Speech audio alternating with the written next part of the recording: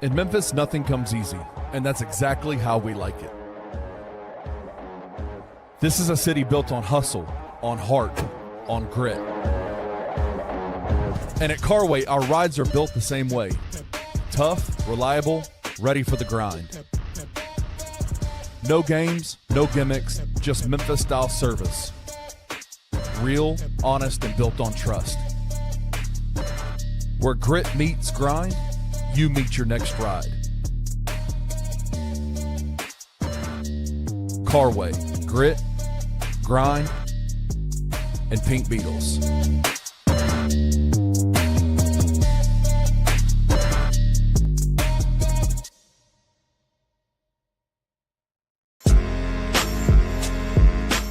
In Memphis, we know a thing or two about resilience.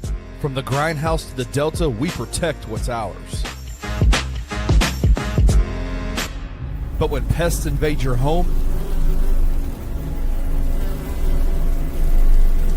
it's time to fight back.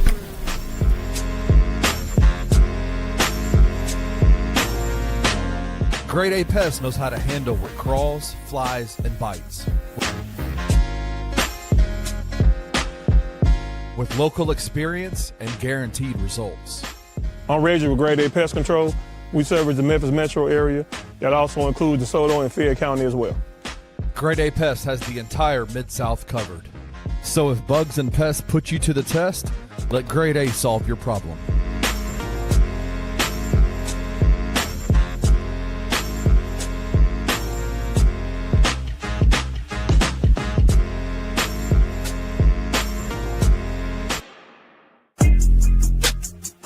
Bluff City Media presents the 2 Buck Sports Show with your hosts, Rusty Buckets and Uncle Buck. Now, let's get to the show.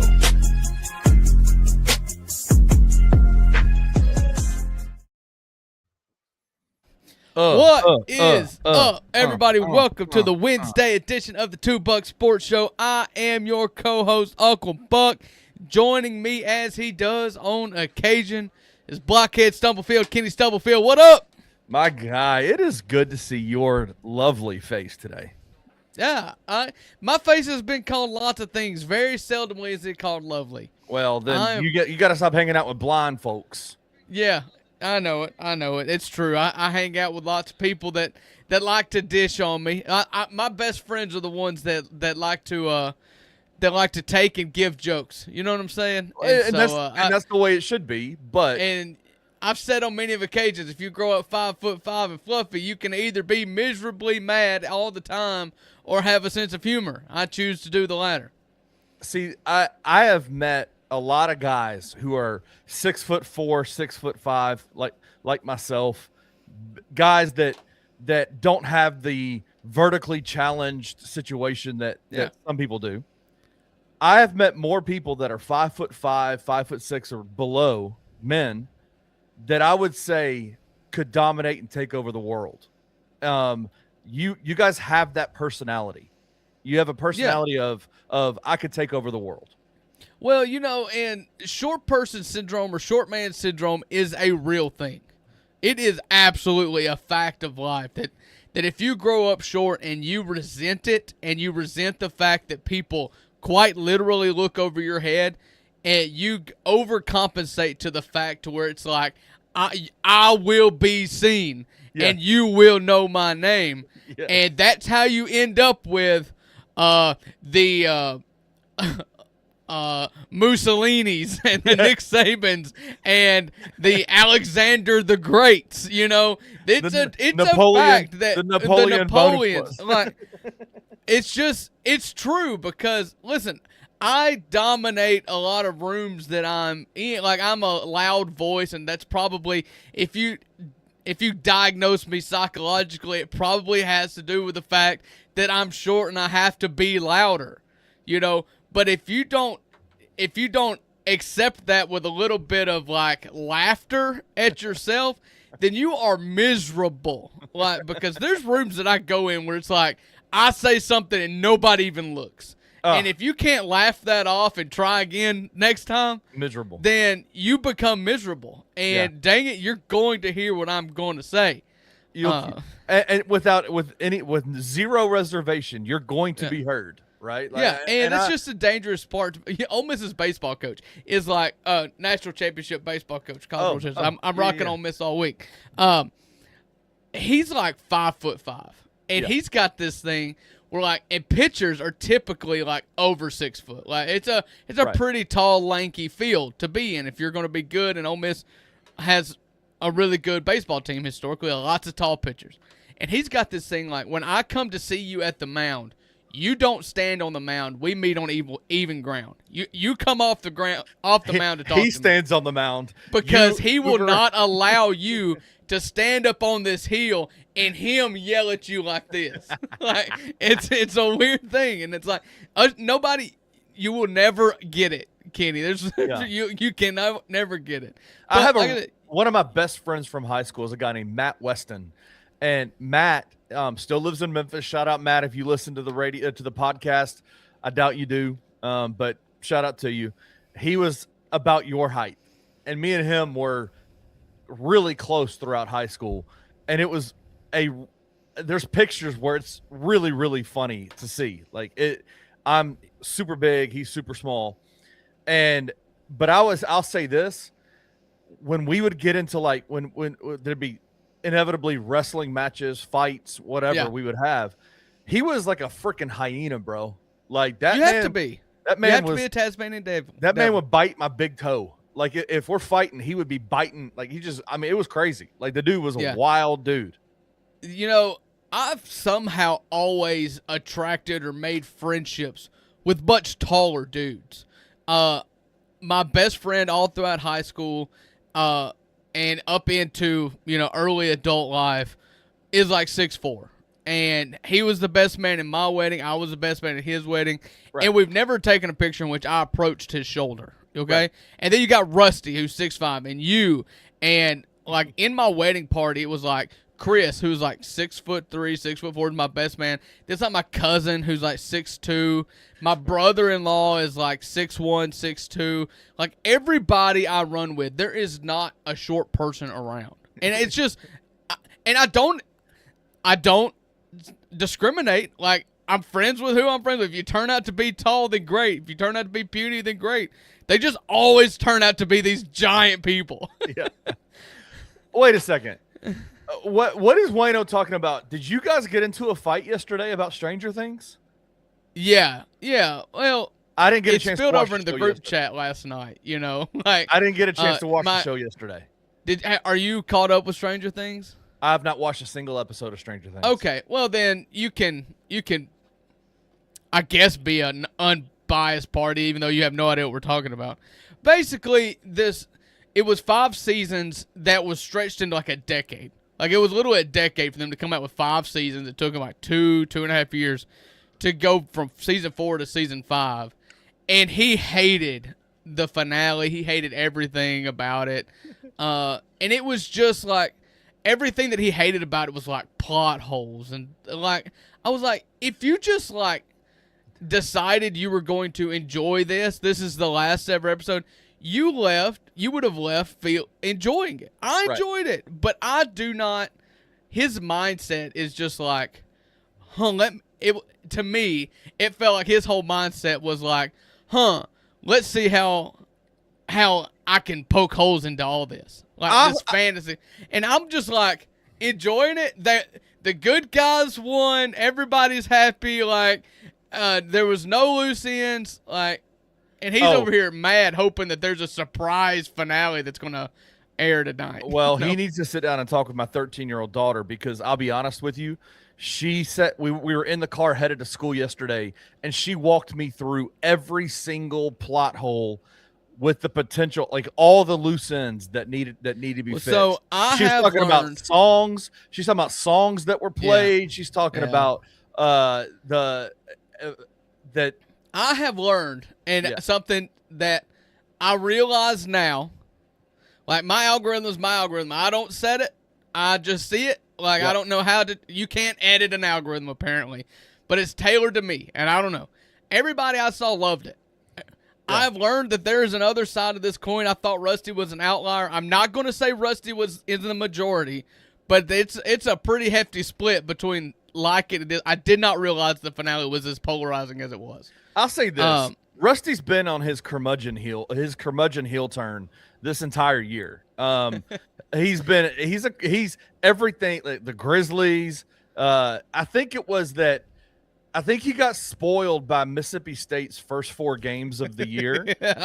I'm glad you said this. I was talking to a friend last night, and I was pitching the podcast to him. It was a guy who not heard about us, and he was a guy from work, colleague, a salesman that came by my office, and I was just kind of pitching the podcast, kind of giving him the framework, and he's an Ole Miss fan, know, so that's, and I was like, you know what?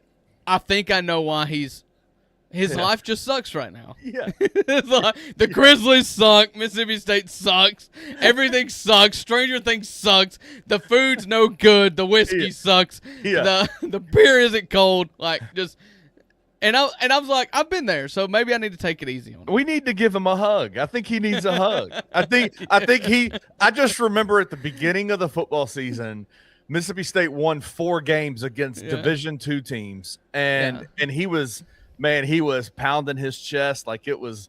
And then obviously the inevitable happened. They started playing other good Division I teams, and things went sideways. They went right? 1-8 the rest of the way. Like, listen, I'm not here to bag on Rusty.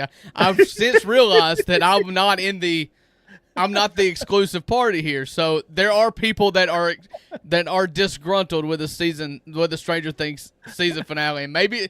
I've said on multiple occasions, the Grizzlies can't get me down right now. No. The Rebs are in the semis. You cannot take me down. And maybe if I were in a less good headspace, I would have hated the Stranger Things season finale. Well, I just didn't. I'll tell you this. We got on in the pre-show meeting before the podcast today. I told you, I said, we're gonna push off one of the topics that Rusty wants us to talk about.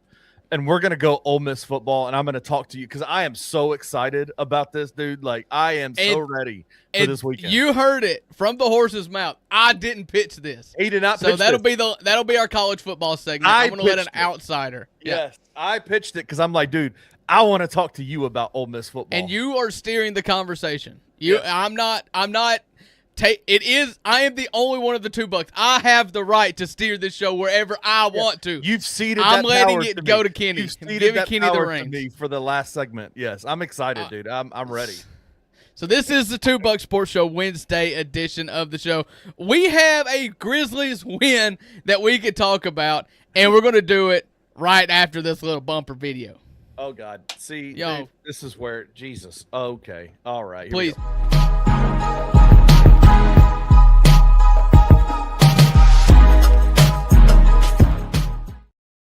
There I am.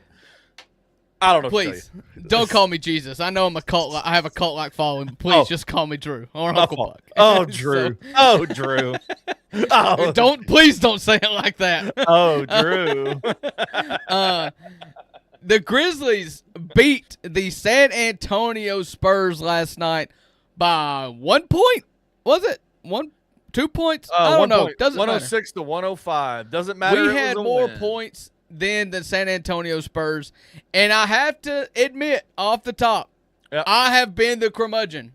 I have been an absolute curmudgeon for the Memphis Grizzlies, and until Cam Spencer hit that shot last night to put the Grizzlies ahead for good with about 30 seconds to go, oh my God, I was poking holes in the Memphis Grizzlies game last night like Rusty poked holes in Stranger Things finale. It was just everything. How in the world? We won, so we're going to talk happy stuff. How in the world we get to the point last night to where we can win that game? Like San Antonio was a masterclass of suck last night.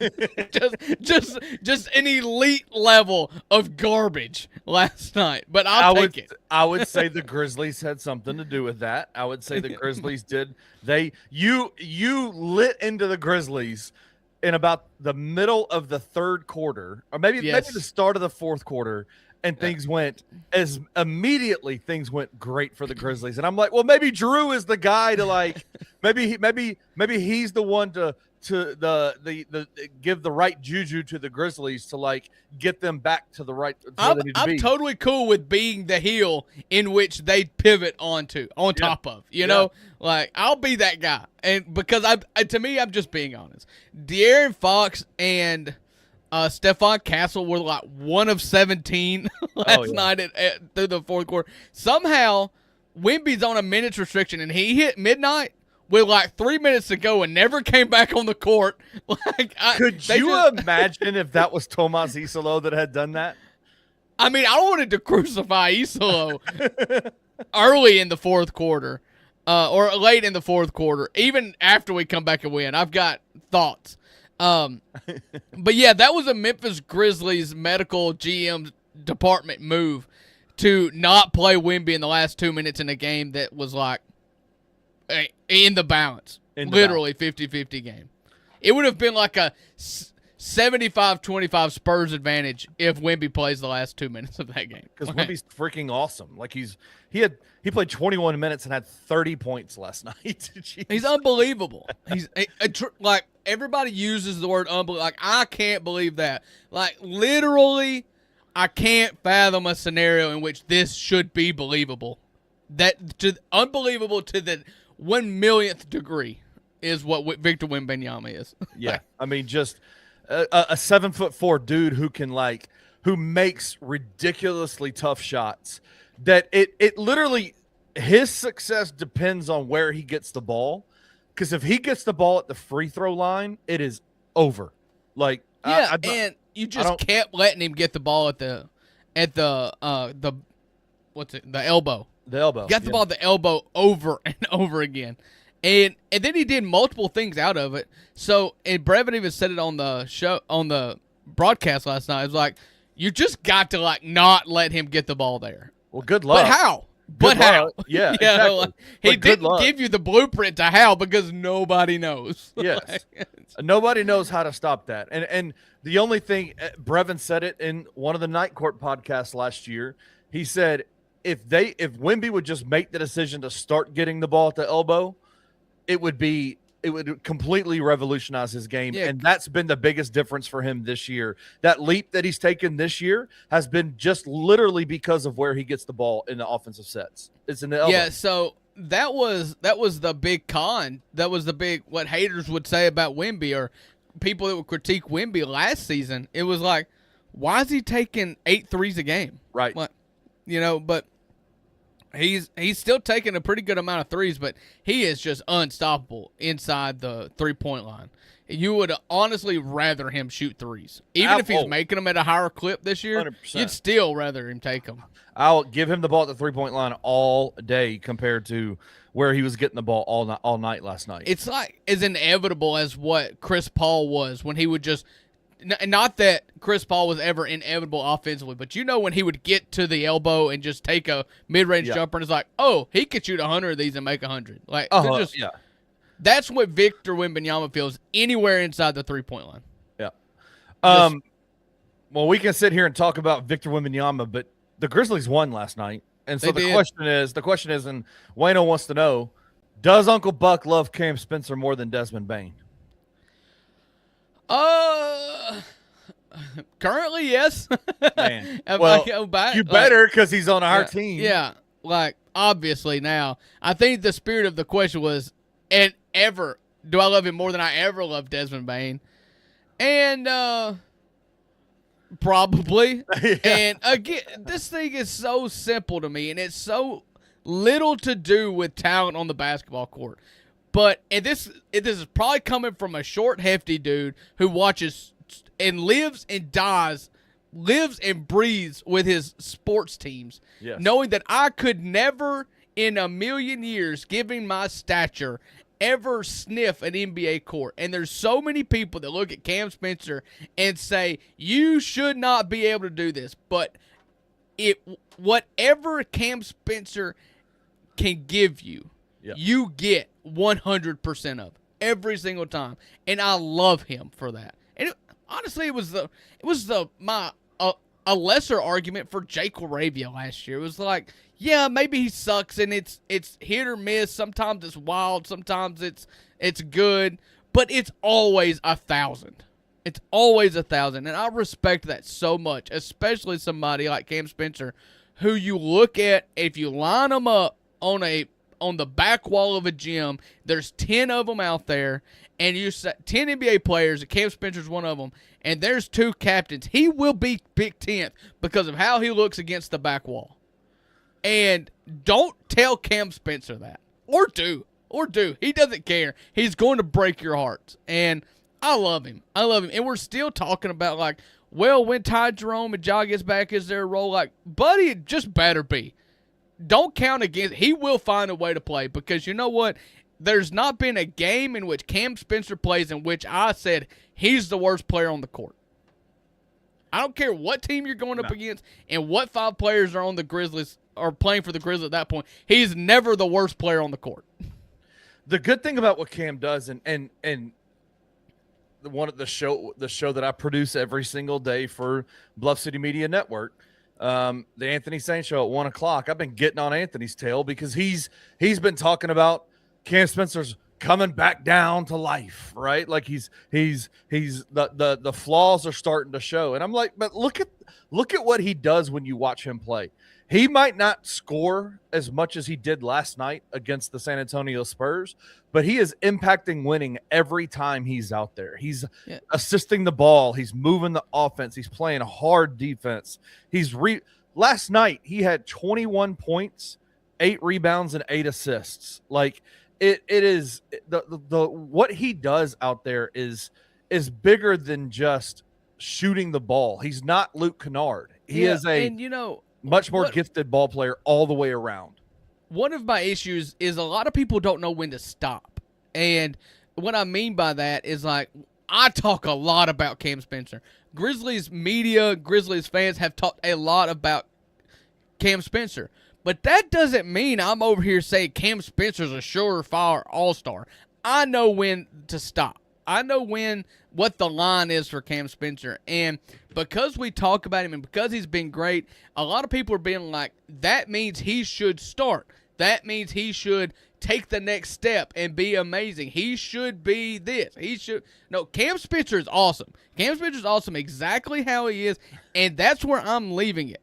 That's where I'm stopping. I'm not projecting him to be an all-star. I'm not projecting him to take another leap. If he does, great. But in this moment, right now, Cam Spencer is awesome. It's undoubtable that he should be playing heavy minutes for this team. And that, compared to where we started the season with Cam Spencer, is light years beyond what we expected. Oh, absolutely. Like, listen, that is one of the casual fan is the one who starts to dream big about what can Cam look. There are guys that are going to make a hay in their career, make a career in the NBA being an absolute bench role player. And that is what Cam does. The thing that you ask is somebody to come in off the bench and play a role that impacts winning. And I would say to you that there's not been a better bench role player for the Grizzlies this season that has impacted winning more than Cam Spencer. Now, does that mean we need to go to the level of, should he be leading this team? No, like pump the brakes on all that. But what you need, championship contending teams have awesome bench role players. So we do this a lot. And again, I don't ever fault anybody who lives in the minutia and nitpicks. I do a daily show about the Memphis Grizzlies. You cannot do a daily show without nitpicking. But you also have to expand your lens a little bit as well. If you're going to nitpick every game, which we do, we have to also, at the end of that conversation, expand the lens a little bit and think about what we've done to this point in the season. And even in the last 3 years, how many times in the last 3 years has somebody given you glimpses as a Grizzlies fan or as a Grizzlies player, given you glimpses, and then the first thing you do is you say, oh, he could grow into a starter. We did that with Vince. We did that with Zaire. We did that with we're doing it with Cedric, and Cedric's a different conversation because that's legit. We've done it with Jalen Wells. We're doing it with Cam Spencer, and everybody's kind of falling flat at times. Right. Jalen Wells is currently falling flat right now. He's not playing well right now. And Vince Williams in this season has shown you, maybe he's the 2 guard. Maybe he shouldn't play at all. Maybe he's the 2 guard. Maybe he shouldn't play at all. Right. And last night he had a good game. Cam Spencer has done this all year. Yep. It's just slowly ticked up. It's like you don't want to, it's like the diet. You don't want to it's January 1st. No bread, no sweets, no sodas. I'm going to run. I'm going to jump. I'm going to lift weights. I'm going to do it every day. You burn out. Yeah. It's a slow build for Cam Spencer, and it's what makes it feel sustainable. Because I'm in no means saying Cam Spencer is the starting point guard of this franchise. No, pump your brakes. Chill out. But Cam Spencer is awesome. He is awesome. And he's the kind of guy that, I would want. Rusty does the everybody, not just Rusty, the Frankenstein player. If I could take the heart out of this man and put it in the body of this man, stop it. Cam Spencer is awesome. Yes, He's 6 foot, 6'1", don't care, awesome. Yeah, he's great. And as our guy who I've not seen in the comment section before, shout out to you, Art Boy. Best value contract in the NBA. Yeah, I just looked this up. 4 years, $10.5 million. Listen. I have turned the firing squad towards Kleiman in recent weeks and months. This is what Kleiman does extremely well. Is he does see the value and the talent and locks them up before they bloom. Right. He's done this with Vince. He's done it with Gigi, and he's done it with Cam Spencer. And Scottie Pippen Jr., and I'm sure he'll do it with Javon Small. He gets them on these peanut contracts early, and then they blossom. Yep, I agree. We've been talking about Cam Spencer, but we got to give Jaren Jackson Jr. his props last night. He was awesome last night for the Memphis Grizzlies. Sure. He's good. He is really good. There's a lot of frustration. There's plenty of frustration to go around. Lord knows early in the season, I was extremely critical, as was everybody else, and rightfully so, of Jaren Jackson Jr.'s play early in the season. It seems like he kind of is back to form. He's what he was last year. Again, he is a really, really, really good all-NBA caliber player. I need him to affect winning more when Ja Morant's not on the court. That is the next ceiling that he has to bust through. But everybody on this team, this whole franchise is Ja Morant dependent. And that's a lot of times the case now in the NBA with the apron situation and everything else. You can't afford to pay a bunch of role players and superstars, and you're held hostage by your superstar. And so I would love to see Jaren Jackson Jr. be Ja-proof, Yeah, but I agree. The biggest thing for me and the frustration I've had with him over the last week was that I need him to be in the fourth quarter what he is in the first three, right? And even last night, he played 9 minutes and 43 seconds of the 12-minute fourth quarter last night, which that's what you need out of your main guys. You need your main guys to play the bulk of winning time. Fourth quarter is winning time, right? You need your guys to play that. What I like about the entirety of his game last night was that he took 16 shots. That's double what he normally what I've seen out of him. We need him to take 16 to 20 shots every single game, right? Yeah. He only had, and again, this is another just a little bit of a critique, is in the fourth quarter when it was winning time, he played the bulk of the minutes, which you need him to do. But he only took 2 shots in the fourth quarter. He had 2 points. I think 2 free throws in the fourth quarter, and had 1 rebound, 1 assist, 1 steal, 1 block in the fourth quarter.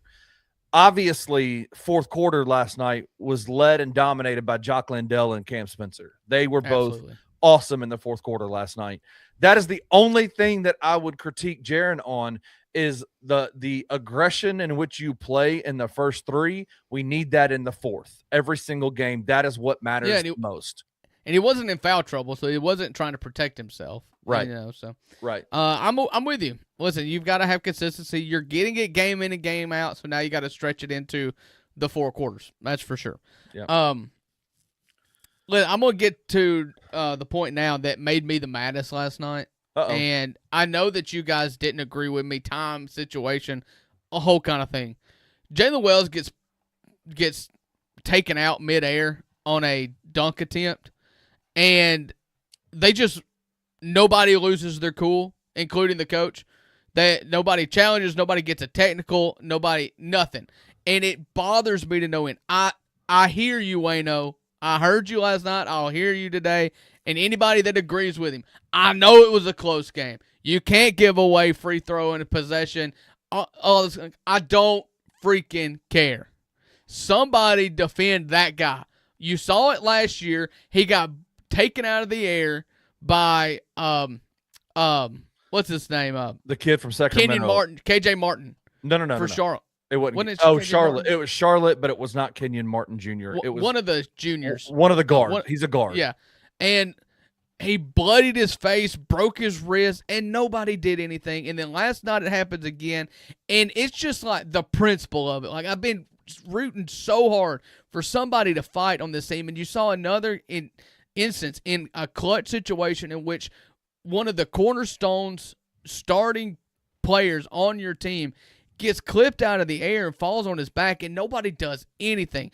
And Wemby goes and hits a three on the other end, and the only thing I'm thinking, like, the best defense, you gave up a three on the other end. Stop the possession by running on the court, getting a tech, and getting walked to the locker room. Like, you are not going to continue to be able to push these dudes out of the air, and nothing happened. It bothered me to no end. It was nobody came to his defense, and I know the plays are going. I don't care. I don't care. I won't fight. And once again, we let a player get plucked out of the air, land on his keister, and we just let him go 5-on-4 and shoot a three on the other end. Like, I said in the group chat, I'll say it again. I would look at the security guard saying, "You're about to walk me to the locker room," and I'm walking on the court. Yeah. And you are going to hear me. You don't. Stoicism is good if you're a quarterback. Stoicism, you're not going to never too high, never too low. I get it. Buddy, at some point, something's going to have to make you mad. And you're going to have to defend your team. And it just never, ever happens. I'll be honest with you. I don't disagree with you because of what it could have done to coaches that stand up for their players. 10 times out of 10, it galvanizes the team in that moment, right? It provides a little bit of momentum. It would have gotten the FedEx Forum absolutely hype. But with where it was in the game, I don't think you can give away points or possessions. That's just my thought process on it. I don't disagree with you. Fair. I don't disagree with you. I'm just talking about the principle of it. And what I said, I just looked it back. I said, it seems as if T.I. doesn't like his players. And you know what? Whatever. You can say you don't like it. I've never seen an instance in where he fights for them. I can only watch the games. I'm not in the meetings. I'm not in the locker rooms. I'm sure he likes them, but he sure don't fight for them. Like, show me the instance in which the guy gets a technical foul because a player gets run out from underneath him. Like, it just doesn't happen. Yeah. The fact that, listen, this was clearly last night's foul was not as egregious as the KJ Simpson when Amanda McGee was like, yeah, it's KJ Simpson from Charlotte. That's right. Oh, I'm sorry. Yeah. So shout out to Amanda. It was a clear foul. It should have been called.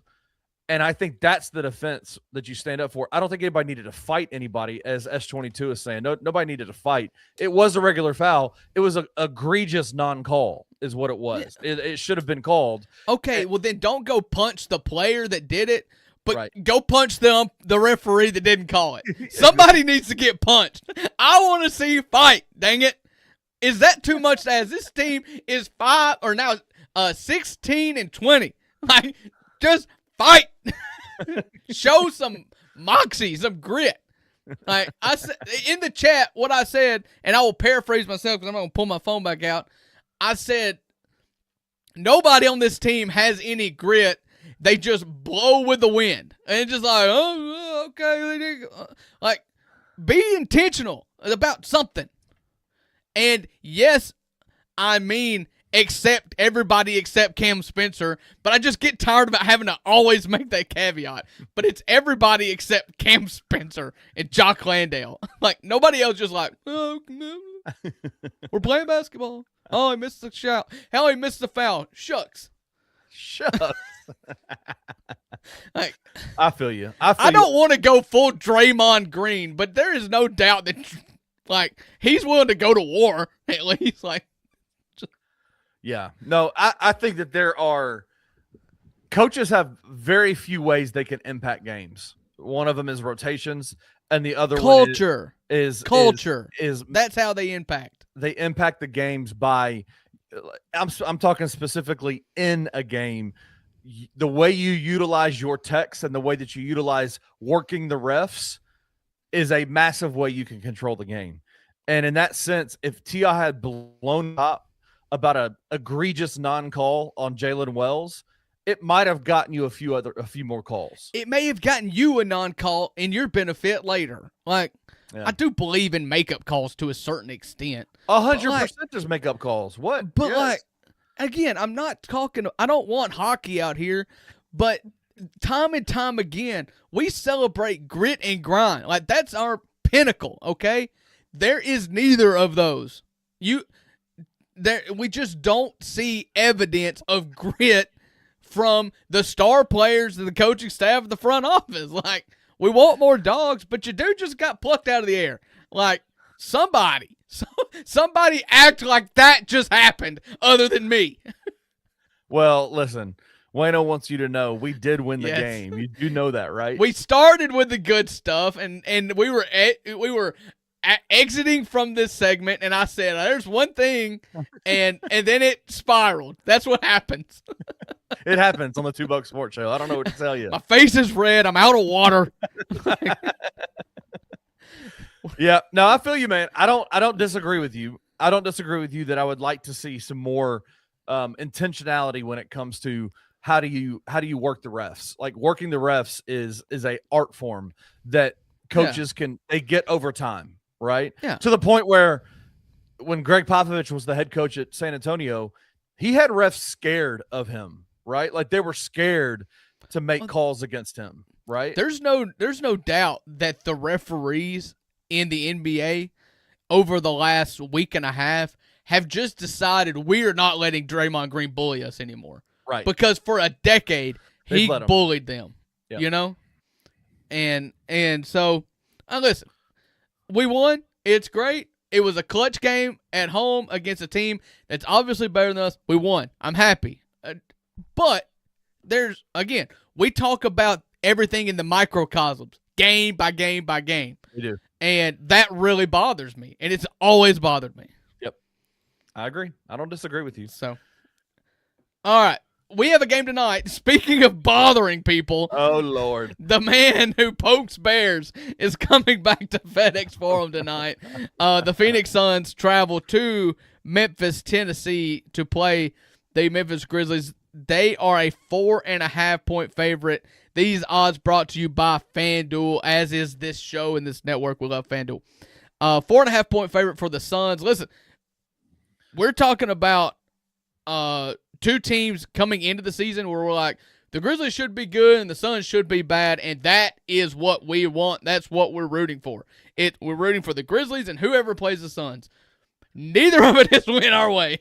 I'll be honest with you. We need to get past that at this point. The Suns are good. No, it's over. It's over. Suns are good. Yeah. They won 20 games. We are not gonna get that pick. That we just got to go out and beat them now. Just go beat them. But that team. Devin Booker is still that dude, man. He is still so good. And he's grown so much for me. My public perception of Devin Booker, before KD went over there and they basically nuked that whole team who went to the NBA Finals. He was just like an empty stats guy for me. Phoenix always sucked. He always was an all-star, big points guy, never affected winning. Then they made it to the finals when they brought in Chris Paul and they had Cam Johnson and Mikal Bridges, all that bunch. They were awesome. And then they blew it up. But what happened is that I gained just a massive amount of respect for Devin Booker. I did too. Like, that dude's a winner. You saw it in the Olympics when he just turned into like an elite defender because that's what the U.S. team needed from him.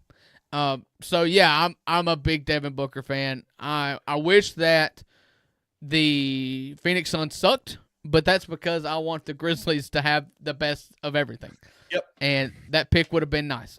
But they don't. And Dylan Brooks comes back. He's having a career year. I will not have the Dylan Brooks conversation tomorrow because there's way too much revisionist history with the Dylan Brooks conversation. Oh, God.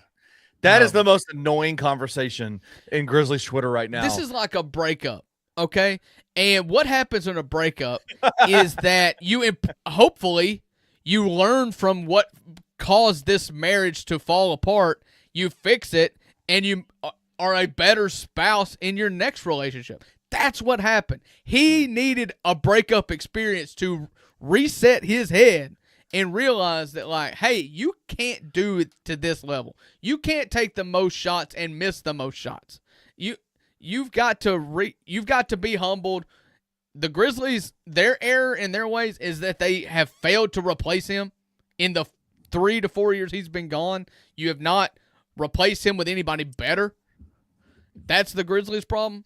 It's not that Dylan Brooks is good now. Dylan Brooks and the Grizzlies needed to part ways. Now, I'm just not going to rehash that tomorrow. I don't care if he goes off for 40. What do you expect? Do you think I think Dylan's going to be on 10 tonight. I think he is absolutely. He's coming back. He's already beat the Grizzlies when he was with Houston last year on a 3-point shot to win the game. He takes these games extremely personally. Yeah, I mean, listen, he's always ended up on better teams than the Grizzlies. As soon as he left, like, the Grizzlies went down, and he went to the Rockets, who were really good last year. And now he's at Phoenix, who's really good this year. So, yeah, I mean, he's going to be on 10. We know the guy. Of course he's going to be on 10. What you hope is that, like, when he was on 10, when he wore the Memphis Grizzlies jersey, it was bad news for the Memphis Grizzlies. It was 30 shots. Yeah. So that's what you hope. I hope I get the full Dylan experience, which is him, chucking 22 shots. But he did this when he was at the Grizzlies. Like, we're sitting here and saying it's a new Dylan. Bro, he got a 4-year contract from the Grizzlies because he had like a 3-week stretch where he went ballistic and went crazy and was playing really good basketball. But there were more often times than not. And so the story's not written on Dylan Brooks with the Phoenix Suns. Like, the story's not written. He was an outlier piece that came out of the Houston trade to Phoenix. Jalen Green was the stud of that trade. He was the guy that Phoenix wanted. Dylan is just having one of those moments that he's had throughout his career where he's an effective player. Listen, but you're gonna get bad Dylan again. Dylan is a better player, substantially better player now than he was when he was the Grizzlies. I mean, I'm okay with saying that. That doesn't mean we screwed up by letting him walk. Like, everybody forgets that Golden State series. Like, no. I would have burned his house down if they would have re-signed. I'm like, oh, well, you're coming back to Memphis where you're at least going to have to move. You're going to have to move. You're going to have to move to, Eads. You can't stay here in Collierville no more because I've burnt your house down. Jesus. Drew. I was so mad. I was so mad. You are Napoleon Bonaparte. You stifle the Napoleon Bonaparte every single day, don't you? Yeah. I've got his picture hung up on the wall right here. I just look at it every time I need some confidence. All right. That's what's happening tonight. Grizzlies 4.5-point dogs at home. To score 25 points, minus 170. Pretty. You're going to get more than 25 from Booker tonight. Yeah. Jaws plus 280. Is Ja playing? Buddy, I've seemed to have misplaced my crystal ball. So I can't tell you. That's crazy. So I would like to see Ced tonight. I don't know that we're going to see that. Wayno says he'd love to see Cedric and Dylan John at each other. That's an Aussie thing. That's an Aussie thing. I hope that doesn't mean playing checkers or something like that, or yawn yawn. Did you mean to say yawn? It's a soft J like yawning.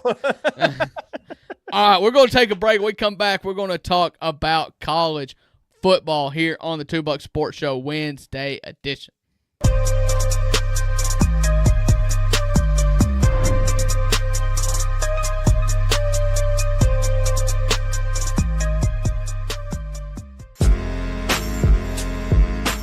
In Memphis, we know a thing or two about resilience. From the grindhouse to the Delta, we protect what's ours. But when pests invade your home, it's time to fight back.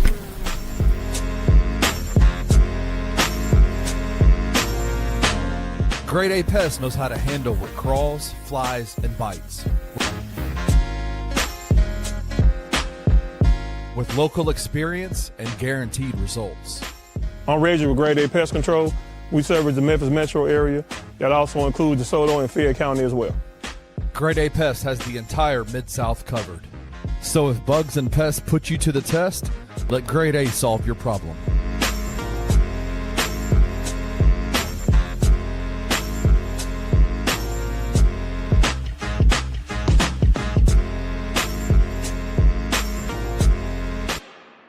I think we are absolutely capable, especially defensively. Absolutely. I mean, as bad as we've made some of these teams look, that we could 100% win the league. I don't think it's going to be pretty.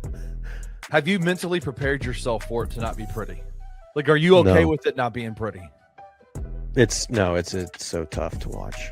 Are you in a place where you feel comfortable knowing that at this point in this season, the Tigers literally the only thing that matters is where you put the mark at the end of the game in the win or the loss column? Can we be 100%? It is so freeing. Yes. To not be talking about the stupid net. We can win every single remaining league game by 1 point on a buzzer beater for all I care. Just win. As a representative of all Tiger fans, as the Tiger fan, yeah, can we get Tiger fans to that same place that you're at? I think those that truly understand and keep up with it are probably at that point, but there's going to be a lot that don't, like a lot of the casuals. Tune in to Tigers Untapped with your hosts, Trey Lasley and TJ Willis, every Tuesday at 3 p.m. on the Bluff City Media YouTube channel.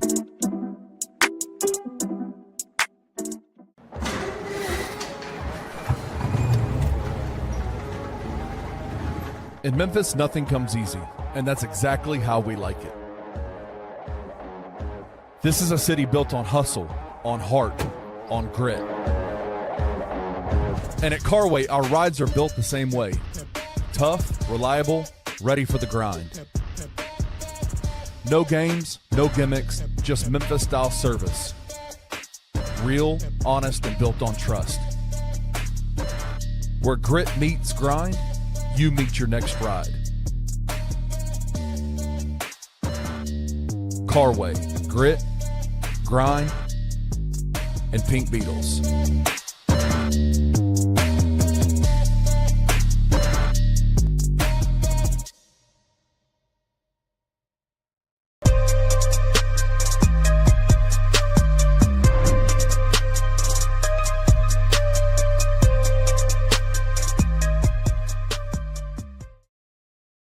Welcome back to the Wednesday edition of the Two Buck Sports Show. I'm Uncle Buck, joined by Blockhead Stumblefield, Kenny Stumblefield. That's right. We are on Bluff City Media's YouTube X page and Rusty's Facebook page for his grandparents. So if you are anywhere watching this, I would invite you to come over to YouTube, hit the thumbs up on the way into the chat. The chat is the best part of this show, and it is going off. It is going off. And so maybe I've made a few people folks mad. Think you're crazy. Folks think you're crazy. I'm going to be honest with So does my wife. Yeah, So, it makes sense. It makes sense. We're going to talk about some college football. Listen, there was some breaking news last night before we get to Kenny's segment on Ole Miss, the Ask Uncle Buck segment, I think we're doing, or something like that. Yeah. There was a big story in college football last night in which DeMond Williams, quarterback for the Washington Huskies last year, who had signed a quote-unquote, quotes are important here, contract, whatever that means to be in the college football year 2026, whatever that is, he signed it. And then he got into the transfer portal. What makes this weird is Washington has responded by saying, you signed a contract that is binding, in their opinion, and I'm not going to allow you to get into the transfer portal. $4 million was the agreed upon price between Damon Williams and Washington Huskies. It is rumored that LSU is the school that reached out with an offer. Oh, stunning that Lane Kiffin's involved. Yeah, I mean, listen, I don't blame Lane Kiffin. These rules are malleable at best. So, but it is interesting to watch to see if the university will have any teeth in this impending fight between a player that signed a contract, again, contract, air quotes for podcast listeners, and now he wants out. I'm curious to see it.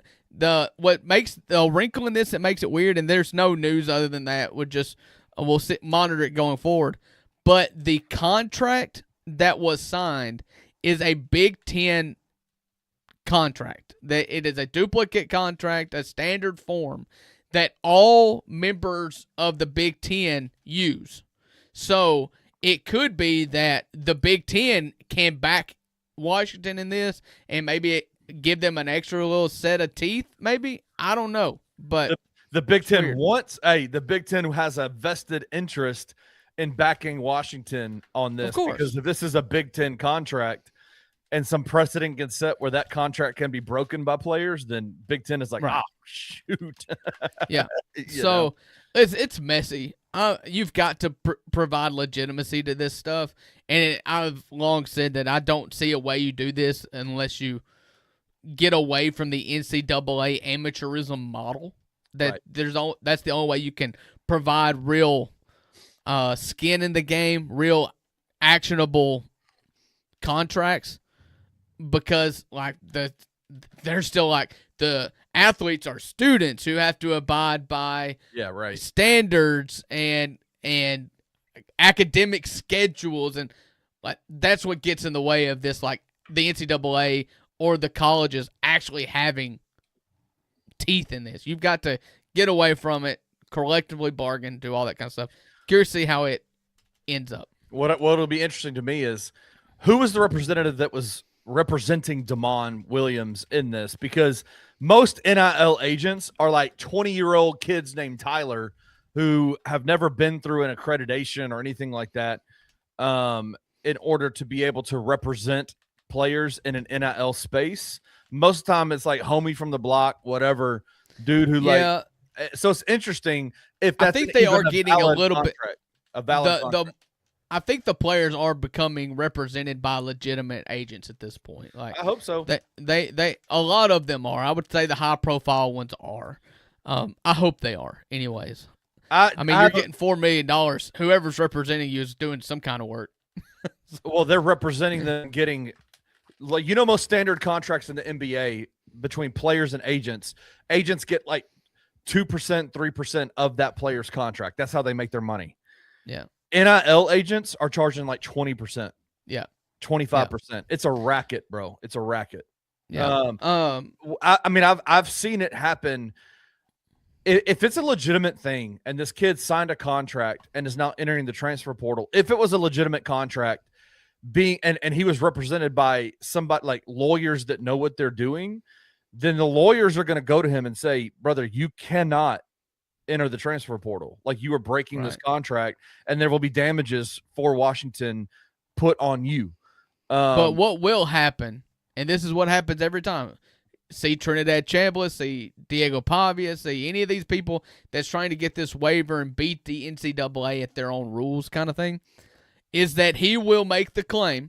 He'll get Tom Mars or one of those hotshot attorneys that's made a killing off of representing college athletes, and they will make the claim that Washington offered me $4 million. LSU offered me, say, $5 million. You cannot, it is unconstitutional for you to keep me from making an extra $1 million. And that's what happens every time. 100%. Is they say, you know what? We cannot limit my earning potential. Right. And that's what will happen. Yep.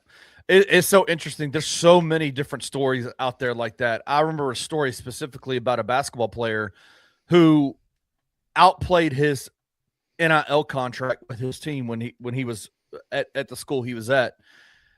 The day before they played in the conference tournament in his one and only season at the school that he was at, he basically held the team hostage by saying, "I'm not going to board the plane unless you give me an extra $100,000." Yeah, that happens everywhere. Listen, that happened with Quinshon Judkins at Ole Miss a couple years ago. Yeah. They went back and forth over money. They'd agreed upon it multiple times. He kept on coming back asking for more to the point where Ole Miss said kick rocks, and he ended up winning a national championship at Ohio State. So the problem with this kid yeah. is that he was an international player and was given NIL. You're not supposed to get NIL money if you're an international player unless you're it is true, unless you go to a certain so he got all of his NIL money during a time period before the season started in a different country. They went on a trip, right? And so he got all of his NIL money. He did a lot of stuff while he was there, got his NIL money there. His representation came to him and said, you have to board that plane because not only have you signed a contract and agreed to a certain amount of money, but you are here on a visa to be a student. And if you do not abide by this contract, you lose your visa. You lose your visa and you will not be allowed back in the States. They will remove you and take you out of the States. It's crazy, bro. It's a wild environment. It's wild. Anyway, so let's get to it.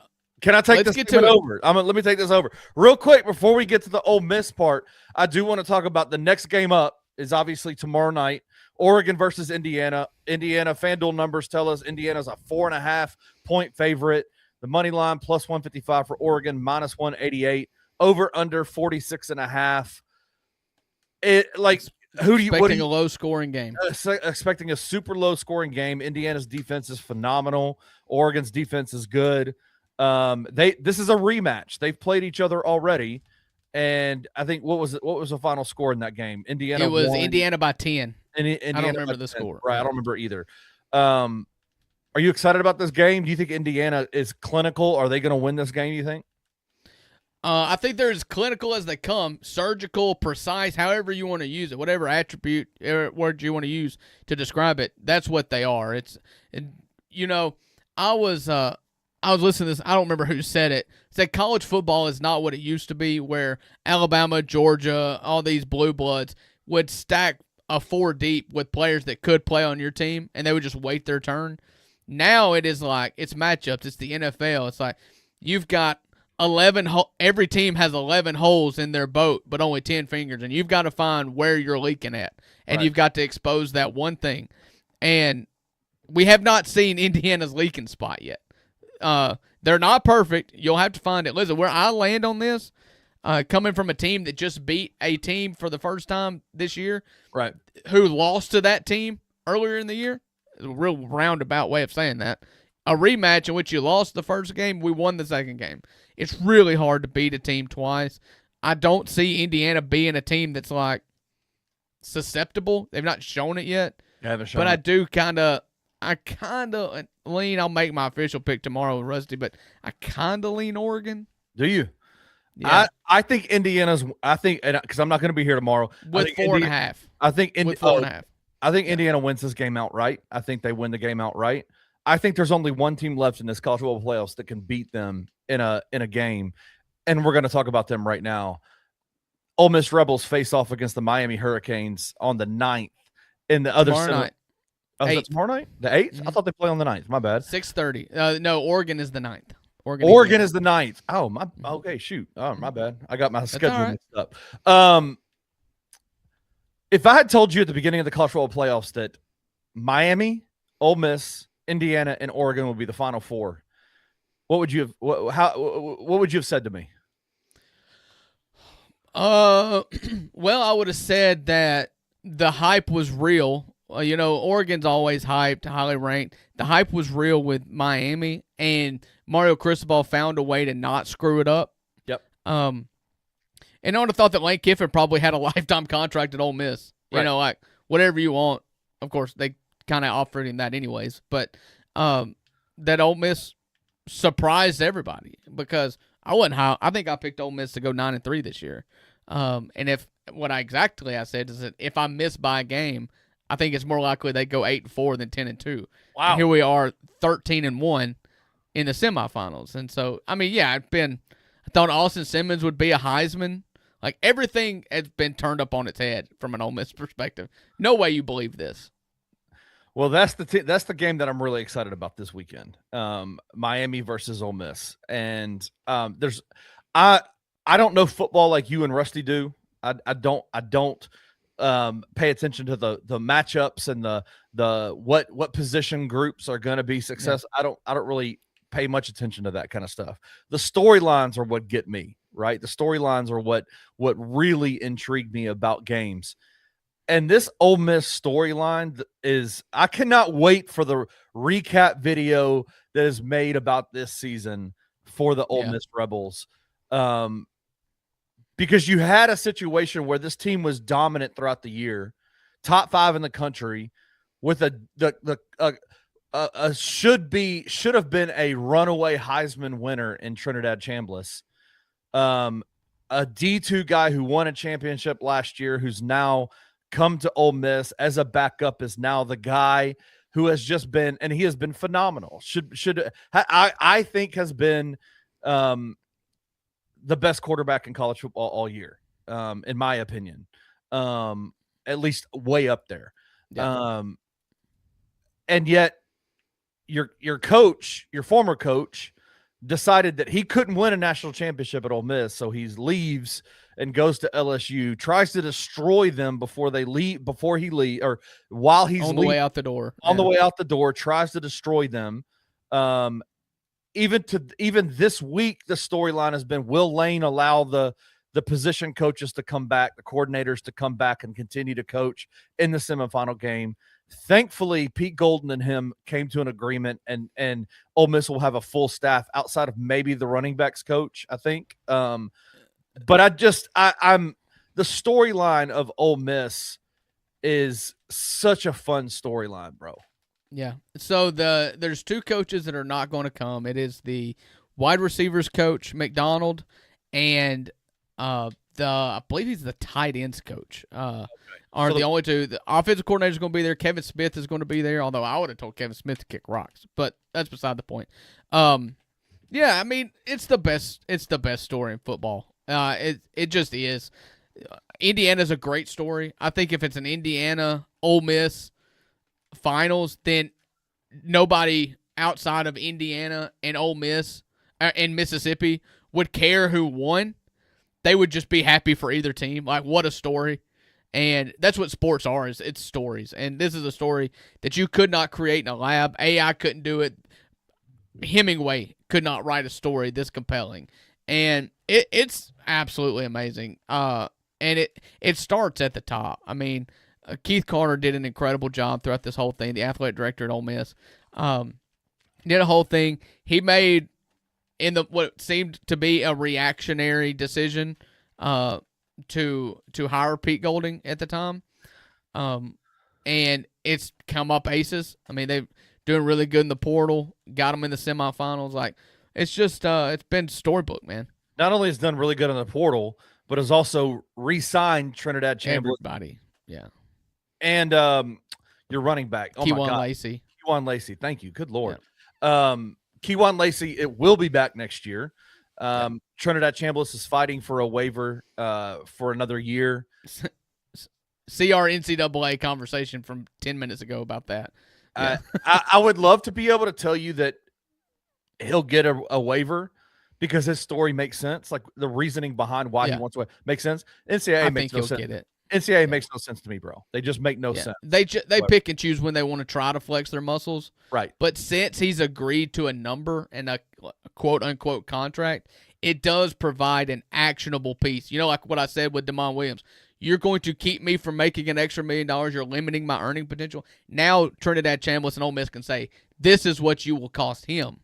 And it's the same argument. Like, are you going to limit earning potential? Yeah. Clearly, Keith Carter handled this thing as a masterclass of how to be an athletic director for going through a period of time like this with Lane Kiffin. Stood on his principles, stood on what he knew was right, and it's coming out smelling like roses this whole offseason, or this whole postseason. That Georgia Ole Miss game was the game of the year to me. Yeah, it was I had more ups and downs in that game, and I love roller coasters. That was more dramatic than any roller coaster I've ever been on. It was like a 3.5 hour roller coaster. It was unbelievable. And win or lose, I told everybody, like, win or lose, this is an amazing football game. I'm going to say this before we get our hearts ripped out so you guys can see it. And I won't, after the fact, be like, that game sucked. Like, no, win or lose, it was an amazing game. Ole Miss came out on top. Make it so much better. But, like, it's a storybook story. And, with the Pete Golding thing, I had on that Sunday, November the 30th, the Sunday after Thanksgiving, in which it all went down. It was official. Lane Kiffin was going to be headed to Baton Rouge. He was not going to coach any further. And I was coming up, we were going to do a show, and I came with a list of candidates that I wanted Ole Miss to talk to, and we all knew that Joe Judge was going to be the interim coach, and he would guide us through the playoffs the best of his abilities, and then everybody would go their separate ways. Trinidad, Lazy, whoever wanted to go to LSU would go to LSU, and we would have to play Ole Miss next year in LSU uniforms. That's what we all thought was going to happen. He inserted Pete Golding into this, and I made the argument for Pete Golding, despite saying I probably would have went with another coach. Yeah. This is where I landed on in that show, is that you cannot forsake an opportunity at the playoffs. You have to protect your opportunity in the playoffs. And Pete Golding got the job, and that's why he got the job. And, you're talking about checking boxes. You've not seen him build his own team. You've not seen this new offensive coordinator that he's bringing in. You haven't seen a bunch of this stuff. But all you can judge on is what he's done so far, and you couldn't have handpicked a better coach to get us to this point. Totally agree. Now, this Miami versus Ole Miss game is a strength-on-strength kind of game. Ole Miss's offense is phenomenal. Miami's defense has been great. Ole Miss's defense, fine. Miami's offense has been fine, right? Carson Beck, what did he throw for? 130 yards in their quarterfinal win? Yeah, something like that. I think it was less. Maybe less than that. Carson Beck is just not losing the game for Miami. Their defense is carrying the day, right? So you have Ole Miss's offense, which is just awesome. Gangbusters. Yeah. Just incredible. Yeah. And Miami's defense, who wins out? And I know you're an Ole Miss guy. So yeah. I know, but is there a part of you that's concerned about this game in terms of the end result? Listen, I think the wrong team's favored, but I get it one way or the other. It's a 6 seed versus a 10 seed. The 10 seed's favored. Miami's peaking at the right time, so is Ole Miss. I would say Ole Miss should be favored. Don't care. Give me some points. I'll take some points if you're going to give them to me. Right. It's true. The best position group for Miami is their defensive line. No doubt about it. They are game breakers. They're wreckers. They are incredible. Conventional knowledge and a little bit of studying of history shows you that you can neutralize that at least a little bit if your quarterback can move. And Trinidad Chambliss can move. Trinidad Chambliss is the only quarterback left here in the Final Four, and I even said this at 8, that can single-handedly break a game. Yeah. And he single-handedly broke a game for Ole Miss in the quarterfinals against Georgia. Just by himself, broke a game. He can do that. You cannot game plan for that. You cannot dictate a point spread based on that. It's fluky, but sometimes you just got that mox about you can make it happen. I think that it's going to come down to the other side. Ole Miss, Miami wants this game to be 21-14. In that case, Ole Miss is good luck. You become a run the football. That means they're running it down your throat. That's Ole Miss's weakest point. You can't let that happen. If you're an Ole Miss fan, you want a shootout. Miami has not scored points. You said Carson Beck's less than 150 yards in both games, in both wins in the playoffs for Miami. You want this to be a shootout.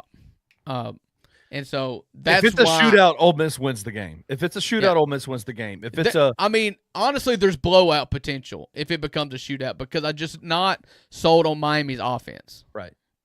And I agree with you. I think Trinidad Chambliss is the perfect quarterback to stop or to neutralize Miami's defensive front seven. Like now, if you're able to RPOs, play actions, things like that can help. That can neutralize, because then you've got to account for Kejuan Lacey, and then you've got a dynamic quarterback who can move the ball side to side, up and down the field. He's just I think Ole Miss is a team that I feel very confident Ole Miss is going to win this game and be in the championship game, and not this week but next. Yeah, listen, I'm just enjoying it. I'm not putting myself through any expectations.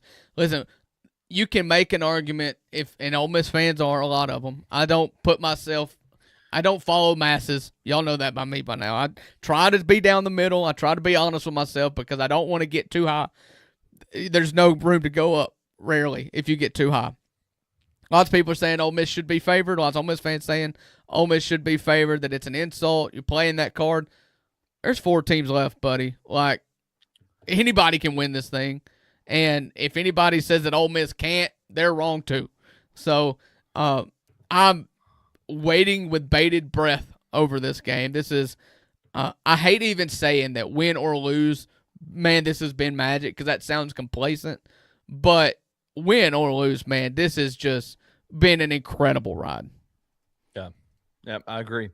Well, I'm excited. That's the game I'm most excited about, because I just have a vested interest in the storyline of Ole Miss. I think that storyline is awesome. And I just really want to see Michael Irvin stand on the sideline and not do stupid stuff. Like, don't even give him the opportunity to get on all fours and start barking or taking his belt off and taking his shirt off for the fans. Like, don't even allow him the opportunity for his mind to go to that place. Like, dude, quit. If you're Ole Miss, do you bring Eli back and let him be Michael Irvin on the sideline for Ole Miss? Eli would never do that. He would absolutely do that. What are you talking about? His shtick is corny. Like that would be ultimate. He is going to be there. He is going to be there. Eli's never been the guy to make it about him. Like, I mean, he's a media personality now, so it's kind of weird to say that. But he's always, even when he's in the media, he's like, "Oh, Peyton's weird brother." Like, it's just now Jackson Dart's going to be on the sideline. I don't know what he's going to do. That would be awesome. I could see if I'm Ole Miss's game ops people, I'm going to Eli and being like, "Bro, turn up, like become Michael Irvin for us." Just poking fun at Michael, but making fun of Michael Irvin the entire time. Right? Be that guy. Well, you know, the belt. We've got a belt commonality here. Yes. Between the two teams, you got Michael Irvin, who's always whipping a trash can or a Gatorade cooler, and then you've got, you know, the B2A has been a thing for Ole Miss all year. Started with Kejuan Lacey with the celebration, and then the student section started wrapping their belts, you know, popping belts in the student section. There is a belt thread to follow in this game. It's the Belt Bowl. It's the Belt Bowl. It's the Belt Bowl. Well, shout out. I think Oregon. I think Indiana wins. I won't be here tomorrow, so I can't talk about it. I think Indiana wins. I think Ole Miss wins tomorrow. I mean, Indiana wins on Friday. Ole Miss wins tomorrow. And I think it's an Ole Miss-Indiana matchup in the national championship game. Just like we all predicted. So, all right, that's going to do it for the Wednesday edition of the Two Buck Sports Show. Thank you, Blockhead Stumblefield, Kenny Stumblefield, for joining in and filling in for Rusty today. You're the man, dude. Anytime you call me and say I need you, I'm coming. If it's Rusty, probably it's a 50-50 shot. But you call me, I'm coming. Hey, there we go. I like to hear it. Appreciate everybody for tuning in, joining us today on Bluff City Media's YouTube show. Remember to be a friend to anyone who needs a friend, and there are no refunds with the Two Buck Sports Show because you always get what you pay for. And when I say all three of those things together, it takes a really long time. So next time I'll cut it down a little bit. See ya.